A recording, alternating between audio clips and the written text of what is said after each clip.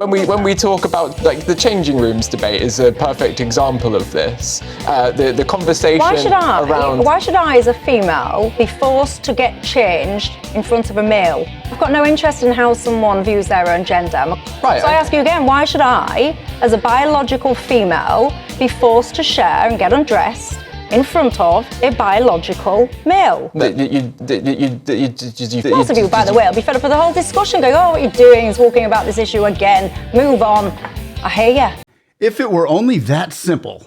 Hello, everyone, and thank you for joining us here today on the Speak and See Show. Please like and subscribe. Michelle Dewberry has just annihilated a fellow political commentator on trans people in the women's private spaces, and it's worth hearing, sharing, and liking. Michelle Dewberry, who just so happens to be a woman, has just told a man how she feels about this matter live on air in Great Britain. GB News is a British free-to-air opinion-orientated television and radio news channel. The channel is shown on Freeview, Freesat, Sky, YouView, Virgin Media, and via the internet on Samsung TV, LG Plus, LG WebOS TVs, LG channels, Rakuten TV, and YouTube. And what she said has gained massive attention because of the controversial issue that is a major social media, news, and kitchen table topic in the world today. So grab a drink and let's watch this together. And please let me know down in the comments how you side on this issue that seems to be getting enormous amounts of attention. And please don't forget to like and subscribe. We appreciate you, and we are so humbled by all of your presence here to be with us. And now, let me know what you think about Michelle Dewberry's monumental stance on the world stage. And it often comes into the conversation of protecting. Who sits there and goes, "What if someone does this?" When we talk about like the changing rooms debate is a perfect example of this. The conversation around why should I as a female be forced to get changed in front of a male? Because but this is, again, the conversation about where you view gender and somebody's right to self-autonomy. I've got no interest in how someone views their own gender. My question was, why should I, as a female, be forced to get undressed in front of a male?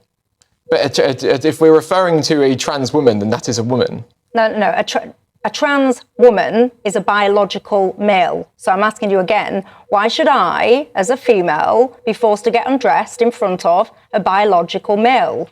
Right, but if somebody has a gender, for example, question. Well, nobody's making you do that. Yes, Michelle. Yes, you do. There's cases going through the courts at the moment. I can think of one such case in the NHS where some nurses are taking action because they were forced to share a changing room with a gender-neutral changing room where there was what you call a trans woman, i.e. a biological male, using those facilities. So right. Yeah, it actually does happen. Right, so I ask you again, why should I, as a biological female, be forced to share and get undressed in front of a biological male? Notice how he can't answer that. He can't give a reasonable, non-subjective answer to a very straightforward question. Here's where you're seeing a woman telling a man how she feels and a man telling a woman that she's not allowed to feel like that because of his opinion as to what a woman is. But other than her just being a woman, which is receipts enough when you bring receipts, she also brought more receipts of laws and statutes. Now, if you could just leave your comments down below, that would be great. I'll let this play out for you and tell me what you think. Right. So I ask you again, why should I, as a biological female, be forced to share and get undressed in front of a biological male? I will say trans men are men, trans women are women. That is my opinion, and I think that we need to respect So we haven't answered it. So basically what you're saying is I, as a biological female, have to get changed in front of some fella because you say the label is... That transgender people are... Do you think that trans people exist? I think that what you call a transgender woman absolutely exists. I don't think it's a figment of your imagination, but I think that they're categorically, biologically male. So therefore, they cannot and should not be able to access female-only spaces. Lots of women like me do not want to have to get dressed and all the rest of it in front of biological men. Bam! Bam! She is crushing this guy. I'm not a female, so I don't know how you women out there feel about this topic, and I can only speak on behalf of being a husband and a father. First off, my wife would flip out.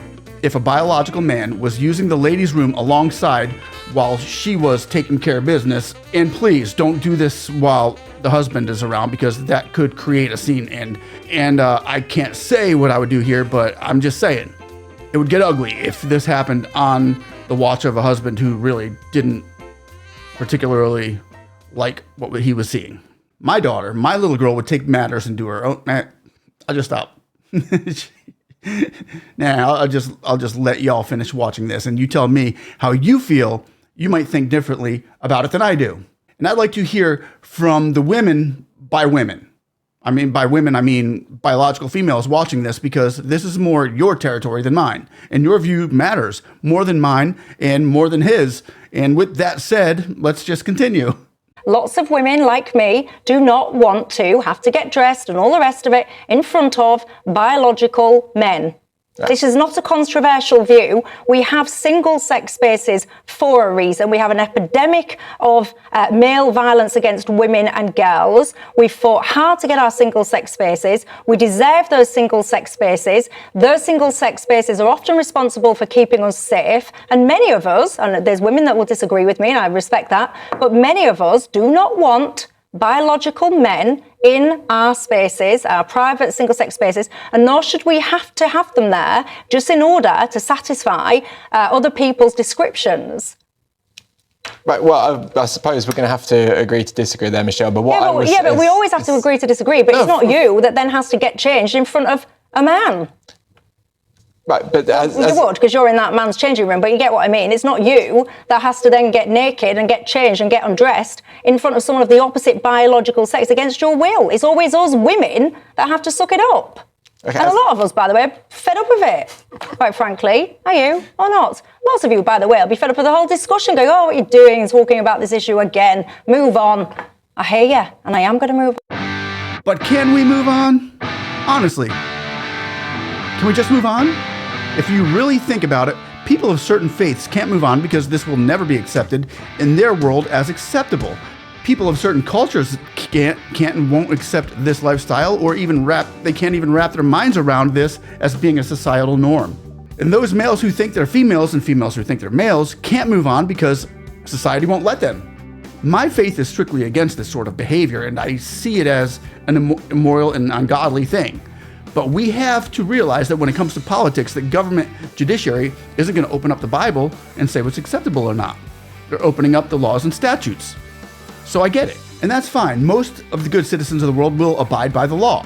But a question that I have yet to hear answered, and maybe one that you out there can help me with, is if this being born gay or lesbian or trans is actually true, being born that way, then why isn't it geographical? Why are there 30% people in San Francisco, California identifying as LGBTQIA pluses, and yet we can't find a single person like this in Moscow? Or if you have 10% in New York City identifying in this group, why isn't 10% everywhere? Or even 1% in the northern region of New York? It just doesn't make sense to me, and I'm okay with that, really. But can someone tell me why it's not geographical?